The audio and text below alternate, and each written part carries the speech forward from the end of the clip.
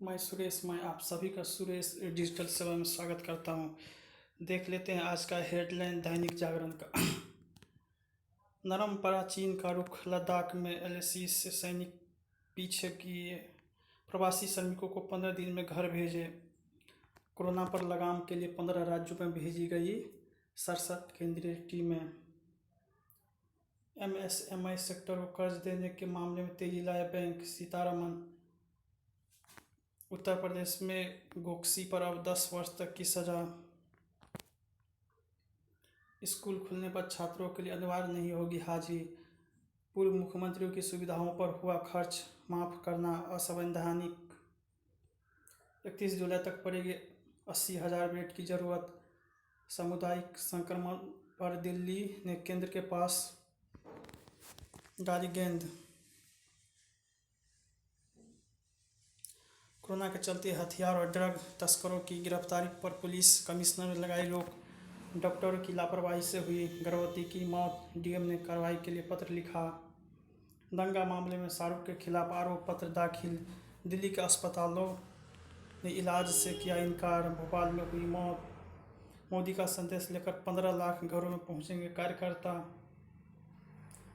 CAA का विरोध मामले को पड़ेगा भारी शाह, उत्तर प्रदेश को सहायक शिक्षकों के 37,339 पद खाली रखने का आदेश। संसद के मानसून सत्र की वर्चुअल बैठक बुलाए जाने के पहलू पर मंत्र। राष्ट्र चुनाव के लिए देवेगौड़ा व भाजपा प्रत्याशी ने भरा पर्चा। इलाहाबाद हाईकोर्ट ने कहा 69,000 शिक्षकों की भर्ती दिशा निर्देशों का हो पालन। मेडिकल सीटों पर ओबीसी कोटे के लिए अन्ना द्रमुक भी पहुंची सुप्रीम कोर्ट। अब राजस्थान में कांग्रेस ने भाजपा पर लगाया तोड़ फोड़ का आरोप। जम्मू कश्मीर में 4G इंटरनेट बहाली मामले में कार्रवाई की मांग। झारखंड में विवादों से भरा है राज्यसभा चुनाव का इतिहास। कोरोना की चुनौती, देश में करीब 9,000 गंभीर मरीज। भारत में कोरोना यूरोप और पश्चिम एशिया से आया। बीएसएफ का अपने अस्पतालों को कोविड के मरीजों को भर्ती करने का निर्देश। मास्क की वजह मुश्किल हुआ मुख बाधिता की संवाद। सुगर घटाएगी, इम्यूनिटी बढ़ाएगी खिचड़ी। हर्षवर्धन ने कहा हम बेहतर स्थिति में पर खुश होने की जरूरत नहीं। जारी है जंग, मध्य प्रदेश के अधिकारी ने नहीं चेते तो कर्मचारी बंद कर देंगे मंत्रालय। पृथ्वी पर जमीन भविष्य उपजाने की जिद। 3 जिलों के स्थानीय लोग कर सकेंगे 4 धाम के दर्शन। ततिया में पीताम्बरा पीठ मंदिर फिर बंद। कोरोना के कारण बिहार से 2020 की हज यात्रा रद्द। केरल में मंदिरों को खोलने को लेकर माकपा सरकार और भाजपा में तनी। मस्जिद में नमाज को लेकर सरकार की माने मुसलमान मंदी। बिना परीक्षा पास किए गए तमिलनाडु पुदुचेरी में कक्षा 10 के विद्यार्थी। बाबा दरबार सहित 9 धर्मस्थल के द्वार खुले। कोरोना प्रसार की गति राज्यों के मत्थे थोप नहीं बच सकता केंद्र। भूपेश, कोई श्रमिक जम्मू कश्मीर जाना चाहे तो मैं निजी विमान से भेजूंगा। वीरान घर हुए आबाद, अब स्वरोजगार की कवायद। एनडीआरएफ जवानों को दी जाएगी पीपीई किट व एचसीक्यू। झारखंड में हुनूर को सम्मान, अपने घर में भी बड़ा मान।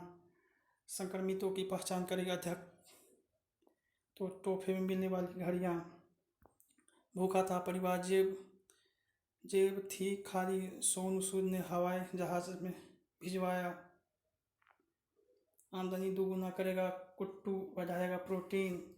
राज्यों के पास हो श्रमिकों के कार्य कौशल का पूरा ब्यौरा कोर्ट।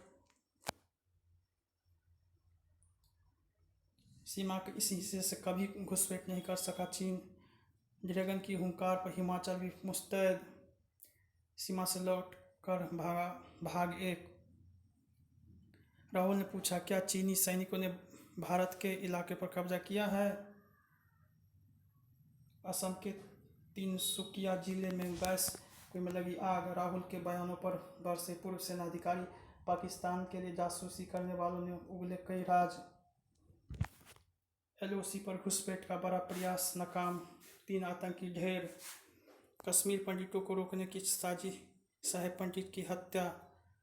सुविधाओं का बकाया बाजार दर से चुकाना होगा कोर्ट। देश के नाम पर नई बहस, देर से आया फैसला। सुप्रीम कोर्ट के इस आदेश का कोई विशेष मूल्य महत्व नहीं है कि प्रवासी मजदूर को 15 दिन के अंदर उनके घर पर भेजा जाए। क्या इससे बड़ी विडंबना और कोई हो सकता है कि सुप्रीम कोर्ट का यह फैसला तब आया है जब घर लौटने की करीब करीब सभी कामगार अपने गांव लौट चुके हैं। सुप्रीम कोर्ट को इस स्तर की खबरों से अनभिज्ञ नहीं होना चाहिए कि इनमें से कई कामगार अब अपने कार्यस्थलों को वापस लौटने की तैयारी कर रहे हैं। इसी तरह उसे इससे भी परिचित होना चाहिए कि प्रवासी कामगारों की घर वापसी में ट्रेनों की उपलब्धता कोई बड़ी समस्या नहीं रही। रेलवे की ओर से तो बार बार यही कहा गया कि राज्य सरकारें बताएं कि उन्हें कामगारों को घर भेजने के लिए कितनी ट्रेनें चाहिए। उसकी ऐसी अपील के बावजूद कई राज्य सरकार ने सहयोग का परिचय देने से इनकार किया।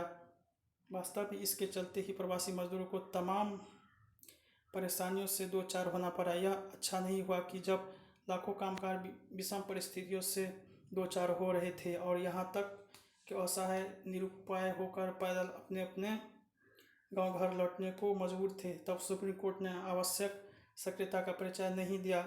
यदि उसने तभी हस्तक्षेप किया होता तो शायद उन राज्य सरकार को जवाबदेह बनाने में आसानी होती जिन्होंने अन्य राज्यों के कामगारों की न तो देखभाल की और न ही इसकी परवाह की कि वे अपने घर कैसे लौटेंगे।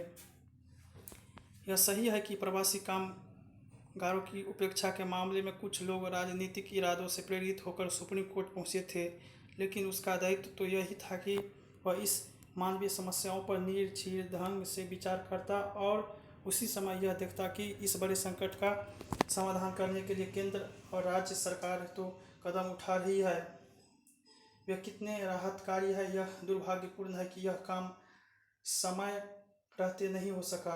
कम से कम अब तो सुप्रीम कोर्ट को इसकी अनुभूति होनी चाहिए कि यदि फैसले समय पर न दिए जाए तो वे अपना प्रभाव खो देते हैं। न्याय वही जो समय पर हो। यह अच्छा है कि सुप्रीम कोर्ट ने राज्यों से कहा कि वे अपने गांव लौटे मजदूरों को रोजगार की व्यवस्था करें, लेकिन यह इतना आसान काम नहीं है जो उसके निर्देश मात्र से ही हो जाएगा।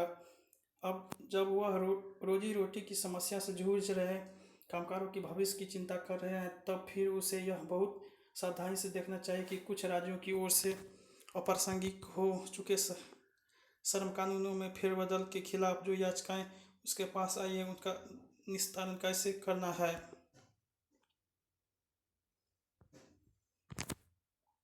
कोरोना बेलगाम, बंगाल में कोरोना वायरस बेलगाम हो चुका है। खासकर 1 जून के बाद स्थिति और भी गंभीर हो गई है। सिर्फ पिछले एक सप्ताह के कोरोना संक्रमित और मरने वालों की संख्या पर नजर डालें तो वह बताने की काफ़ी है कि स्थिति कहां पहुंच चुकी है। राज्य सरकार की ओर से प्रतिदिन कोरोना को लेकर जारी होने वाली बुलेटिन से सोमवार को कम्युनिटी कोरोना के साथ अन्य बीमारी की वजह से 72 लोगों की मृत्यु वाला कॉलम हटा दिया गया है और अब सभी मौतें कोरोना से हुई मृत्यु वाले आंकड़े में जोड़ दिया गया है।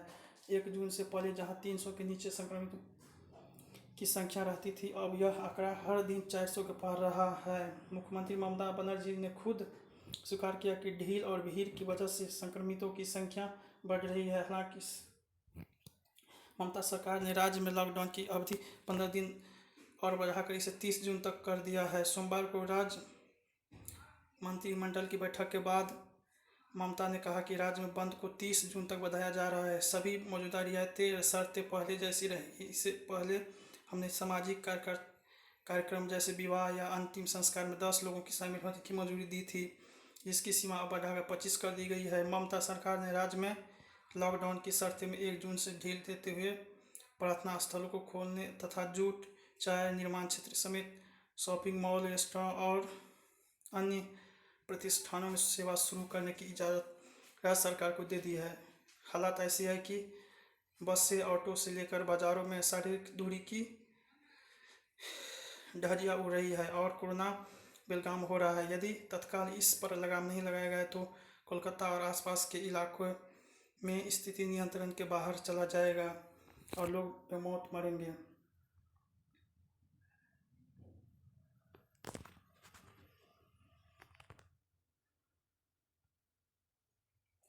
आत्मनिर्भर भारत का सपना होगा साकार, बदला जाए विकास के वास्तविक नियंत्रण रेखा पर चीनियों का व्यवहार, आहार परिवर्तन से होगा बचाव,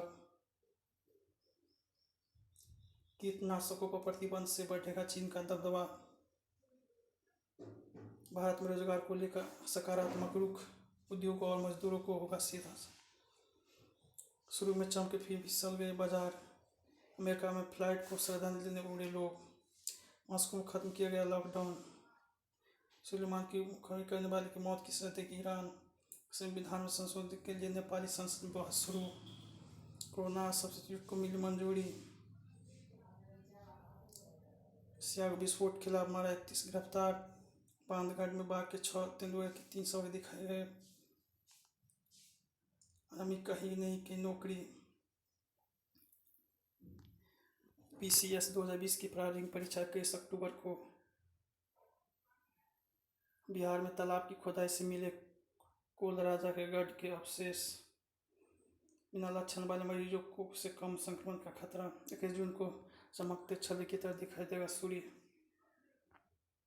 मेरा वीडियो पसंद आए तो इसे लाइक कीजिएगा, साथ ही साथ मेरे चैनल को भी सब्सक्राइब कर लीजिएगा ताकि मेरा आने वाले इसी तरह का वीडियो आपको समय पर मिल सके। जय हिंद।